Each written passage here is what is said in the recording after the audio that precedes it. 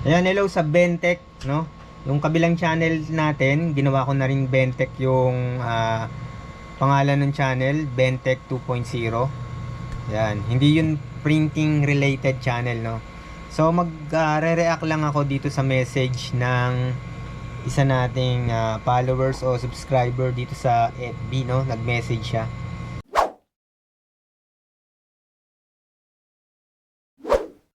To, hi sir, ano po ba ang pinagkaiba ng dye ink at pigment ink? So paano ba malalaman na pigment ink siya? Printer ko L2310. Gusto ko kasing mag-print ng mga sticker pang motor. Thanks in advance. Yan. Yan yung message niya. So yung mga bago, wag po kayong masyadong makonfuse. So itong channel ko magbibigay lang po ng idea lalo na sa mga bago. Yan. So kasi po talaga kung magi-start kayo ng sticker printing, kasi nakadepende yan sa magiging budget nyo, sa kumbaga sa pera na meron ka. So kung medyo limited yung inyong pera, ang bibili ninyo mga desktop printer tulad nito. Yan, kasi kung magsi-search kayo sa YouTube, mag-search kayo, una nyo makikita dyan L121, L3210 o yung iba pang model na kamukha nito. So kasi yun yung affordable at saka madaling bilhin. So ngayon pinasa ko yung yung difference sa documents. So sa bond paper, yung pigment hindi siya basta-basta natutunaw. So yung dye natutunaw siya. So kung sa vinyl sticker naman, ito sa totoo lang hindi ko sinisiraan lahat ng mga vinyl sticker. Pag pigment sticker ang ginamit nyo, vinyl, coated lang siya. So ang meaning, yung print mo nasa ibabaw lang nung sticker. Kumbaga ina-absorb lang nung coated. So ano yung karaniwang brand na na waterproof yung coated niya? Unang-una niyan yung iTech, waterproof yung coated niya. Then yung merong nilabas si R8J8 na sticker na roll, o ewan ko kung may pre-cut siya, yung coated niya waterproof din. Then White Tiger sticker, so ganun din, parang ano siya, parang iTech yung niya, yung coated niya. So yung Yasen, yung Quap, tsaka yung ibang sticker, yung coated niya natutunaw, wala pang print, natutunaw na yung white na coated. So kahit pigment ang ilagay mo dyan, matutunaw pa rin yan pag napatakan ng tubig. Kaya yung purpose ng phototop, nilalagyan ng phototop para hindi siya agad matunaw. So ang tanong sa tibay.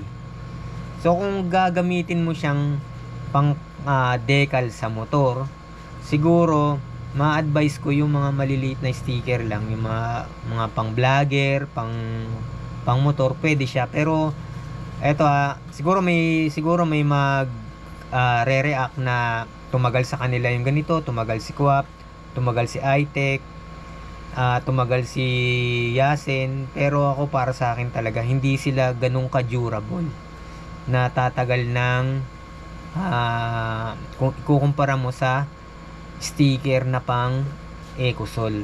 Yan. Kasi maraming brand na pang Ecosol na talaga namang siya, mas durable, matibay siya, tulad ng 3M. Yan, merong NextJet. Yan, iba talaga. Kaya lang yung na yun,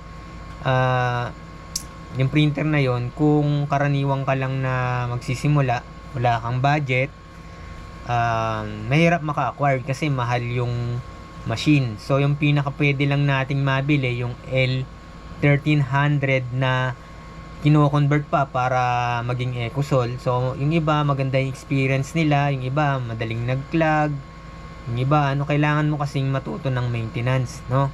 Kung hindi ka ganung gaano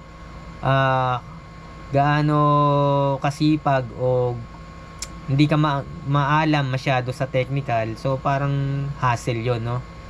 Pero kung talagang willing ka na mag-aral, pag-aralan mo yung mga basic maintenance, no? Yung printer na talagang pang pang Ecosol tulad ng Mewtwo, yung mga Roland, kahit yung mga DX11, yan, pwede yan, yung mga pang tarpaulin printer. Kaya lang, ang problema ng ibang large printer, hindi siya ganon kapino mag-print ng maliliit na details. Siguro, yung ibang machine na ibang modelo, siguro mas mahal yun. Kasi ang mga Ecosol printer, no, mga daan libo yan, no? So, kung sisimula ka, ang hirap talagang maka-acquired ng ganon kalaking pera para makabili ng ganong malalaking machine. So yung pinakamaliit na machine na pang Ecosol, yung 24 inches na Mewtwo, yan. Pero kahit Ecosol siya, meron pa rin disadvantage, no? Wala naman talagang pangmatagalan. Kahit naman Ecosol, mga tarpaulin nga na bilad, kumukupas yan, no? Ayan nga, yun, karaniwang pinangrarap ng sasakyan na Ecosol yun. Tapos yung iba nilalagyan ng, kasi yung tinatawag na phototop tsaka cold lamination, parang iisa lang yan, parang transparent sticker na ilalagay mo dun sa ibabaw ng sticker para maging anti-scratch. Yan, malesen, mas tumagal, malesen yung pag-fade niya, yan. So, ito lang yung pinaka basic difference nung dye at pigment. So, mas matagal kumupas yung pigment compare kay dye. Yan. Tsaka kung walang phototop, mas madaling malulusaw si dye kaysa sa kay pigment. Pero, nakadepende pa rin yun sa media. Yan. Kasi kung yung iTech gamitan mo ng dye, tapos gamitan mo ng pigment yung QAP vinyl sticker, mas mauna pang matutunaw yung QAP kasi hindi maganda. Hindi naman sa hindi maganda, yung coated niya hindi waterproof. So kailangan na siya ng phototop o cold lamination. Yan. Tsaka yung ma-experience nyo rin sa sticker printing, yan, yung mga cut size, yung mga glossy, yan, yung dikit issue, yung kusang nababakbak. Yan, may mga nagsasabi na paanuhin muna, i-curing muna, pero sa tagal kong nagprint ng sticker since 2004, yung curing na yan, parang hindi rin, wala rin. Depende pa rin, nasa sticker pa rin talaga kung gaano kaganda yung material na ginamit sa sticker, kung gaano siya kadikit. Yan, minsan nga napansin ko pa dati, yung QAP, may batch siya na madikit, tapos may batch siya na hindi ganun kadikit, halos parang nalalaglag yung kinat ko, halos nalalaglag yung backing paper. Ganun ang na-experience ko. Dito naman sa iTech, ayan, pag kinakat ko siya, dahil parang onion yung back paper niya, parang onion, sumasama siya pag kinakat ko. Yun, hindi ako nagagandaan backing paper niya kasi manipis lang. So kailangan mo nang maglagay ka ng cutting mat, yan. Pero ako kasi nababagalan ako sa production pag dinidikit mo sa cutting mat. Pero siguro kung matyaga ka, marami kang cutting mat, dun mo ilalagay. Kasi pagka time consuming siya. Kasi nasubukan ko na mag-print ng 1,000 na sticker. Talagang pag dinidikit ko sa cutting mat, ang tagal ng oras. Kaya kahit hindi ganun ka waterproof o yung QAP pa rin yung binibili ko, pero matte na. Ayoko kasi nung glossy, kasi yung dulo niya kumukulot siya na sumasabit sa head. Yan yung mga issue ng vinyl sticker. Kahit yung Yasen, ganun din ang nangyayari. Kahit naman si iTech, ganun din. Kasi yung L1300 ko, yung mga A3 na pang Sintra ko, piniprint ko sa A3 na iTech, ganun din yung bandang dulo, pag kumulot kasi ganyan, sabit sa head, wala na. Ang dami kong nasasayang. Ayun. So, siguro kung meron kayong extra budget talaga, yung malaki na yung pera nyo, pag-aralan nyo muna pag-aralan nyo muna. Pero kung gusto nyo sumugal sa pigment printer, panimula, okay lang, go lang kayo para ma-experience nyo rin yung problemang nararanasan ng iba.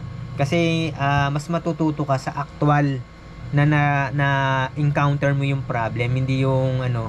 Kasi tayong mga Pinoy, kumbaga, mauna ka muna. Ngayon, pagka nagkamali ka, hindi kita susundan. Ganun tayo eh. Kumbaga, parang sigurista tayo.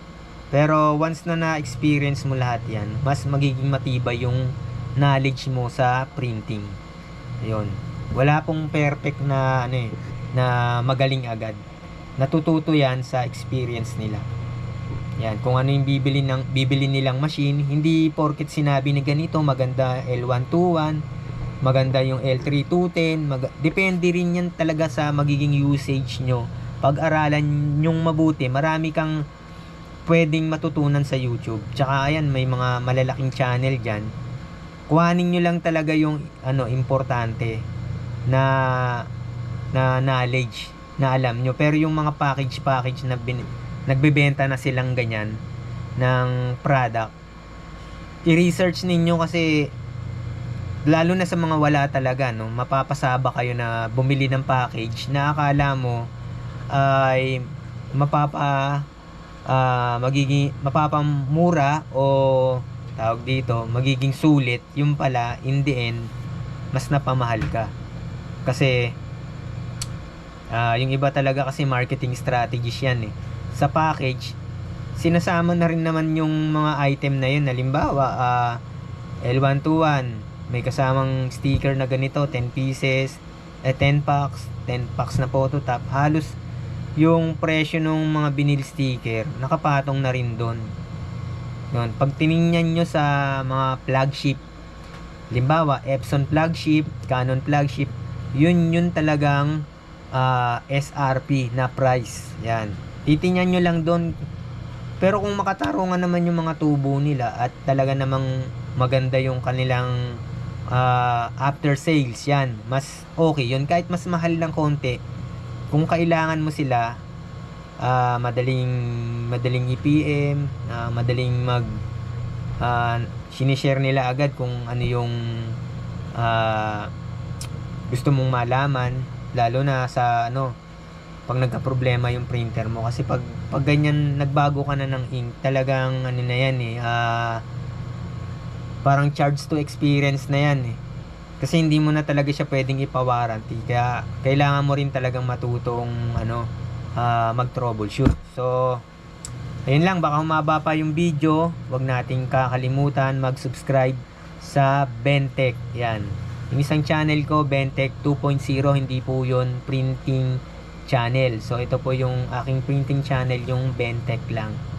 So eto, hindi ko pa na ito gusto kong gawin din next video, ma-repair to. Kasi meron akong Epson T60 nakaparehas ng L805. Kukunin ko yung pyesa nun at susubukan kong ilagay dito. Kasi ito, inano siya ng daga eh. Tsaka baka next video tips para hindi hindi mangat-ngat ng daga. Yan, kung aalis tayo, kung magbabakasyon tayo ng mga isang buwan, 2 weeks, 3 weeks, yan. Kasi problema nito na dali ng daga, ang daming nginat-ngat. So yun lang po, maraming salamat, hanggang sa muli.